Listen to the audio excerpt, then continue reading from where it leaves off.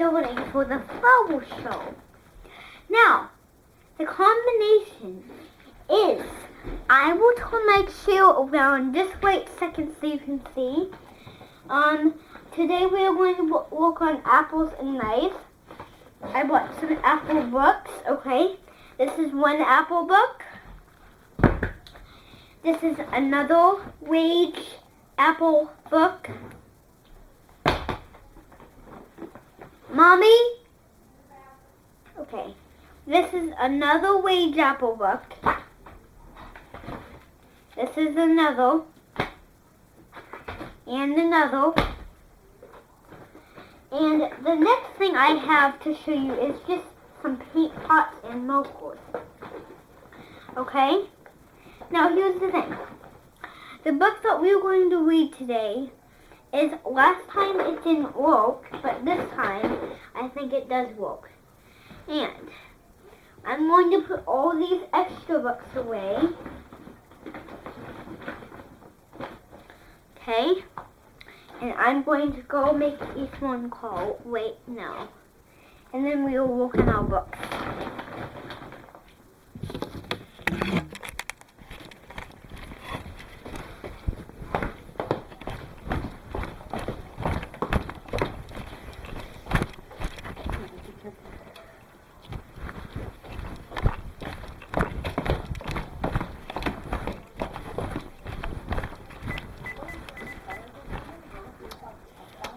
Hi, this is Mrs. Goshaw. Oh, hi. Oh. Ooh. Well, what lady are you? Oh. Well, goodbye.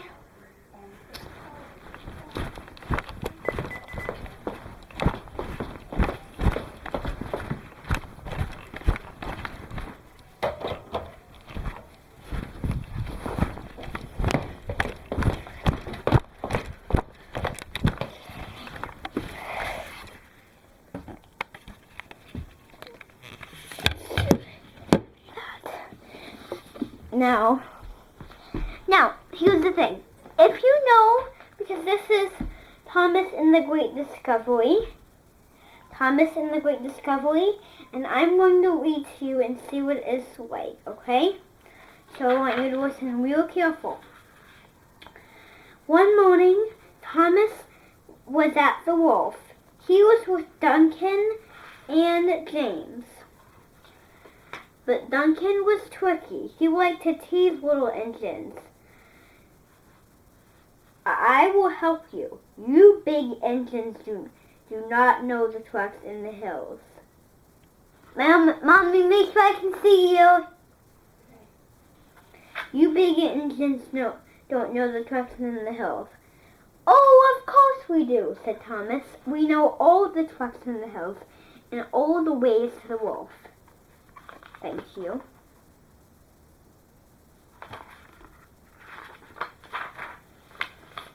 He's shaky.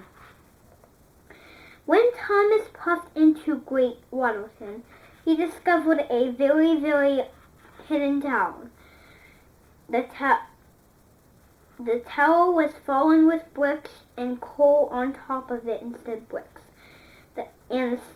And an ivy-covered station with grass all over it, and a fine window for keeping. Bless my boils, said Thomas. He had never seen an amazing sight before. Attentionally. The fat controller said the water pipes forwarded everybody for water. There are tons of pipes. But Thomas was too excited to listen. The fat controller told Thomas that he had made a wonderful discovery. Thomas was pleased.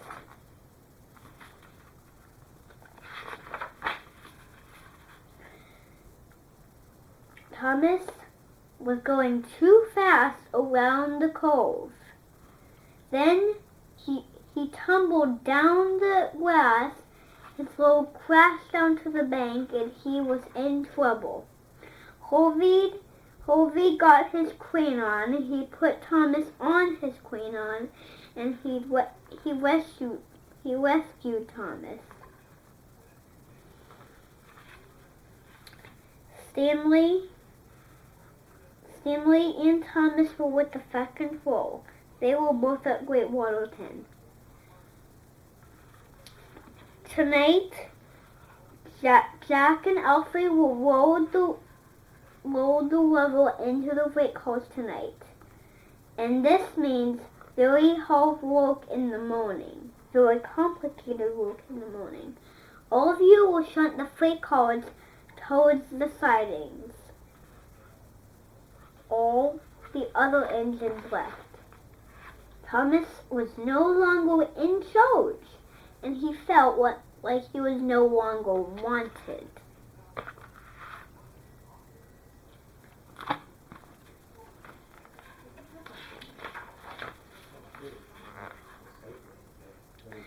The next day, Thomas was shunting freight cars, and then he saw an old mine.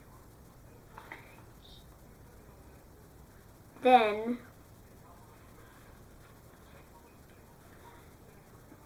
all the other engines were asleep, but not Thomas. If I shunt the freight cars into the sidings, bragged Thomas, then all the trucks will be cleared in the morning. So he shunted them away into one big, long siding. And then he saw one more truck. It rolled in front of a mine. I will fix that. So Thomas shot back, and when he did it, he bit the car too hard, and it disappeared into the mine. When it did, Thomas looked inside. And then he went inside. Thomas was happy he had a wet lamp, but it was too dark. Suddenly, Thomas heard the freight car rolling disappear around the wind into the rain. I must chase that car, said Thomas.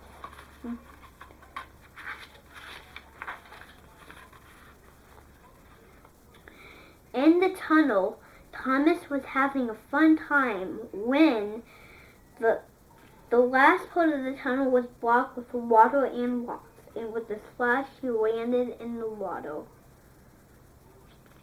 He was floating slowly along the edge of the shift. Then the first shift arrived to rescue Thomas.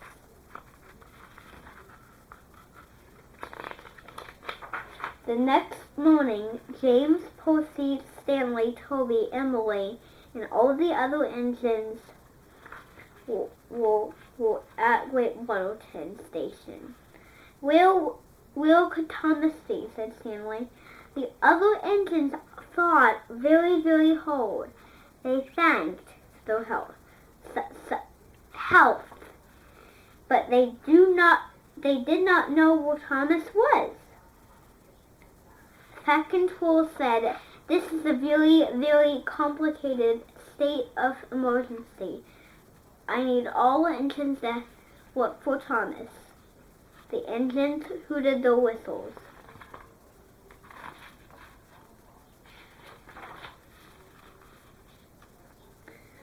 Stanley went to the tunnel. He saw what was inside. Then he saw Thomas. He was in the water.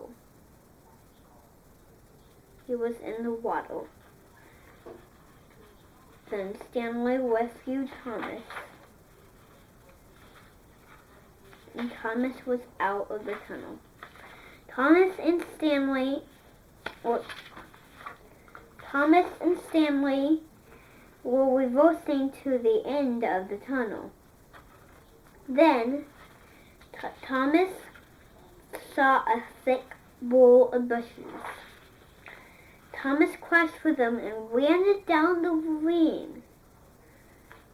He flew down and hit the ground with a big, terrible bang. Thomas fell down in the bushes and screeched to a big, slow stop by a field. Then he saw he had landed right next to an old wooden track. "How am I going to get onto that track?" thought Thomas.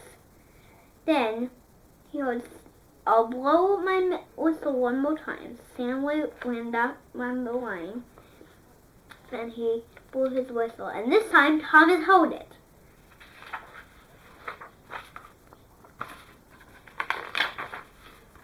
Then with one slow puff and one very terribly big puff, Thomas blew the longest and loudest whistle.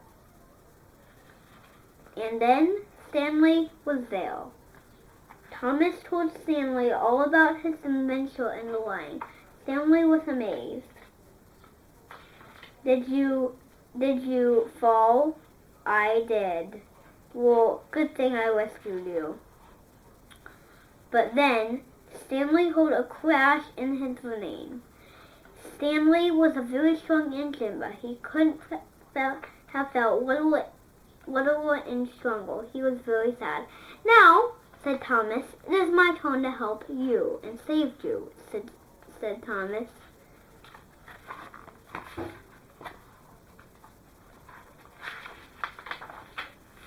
Then Thomas pulled Stanley all the way back to Great Waterton.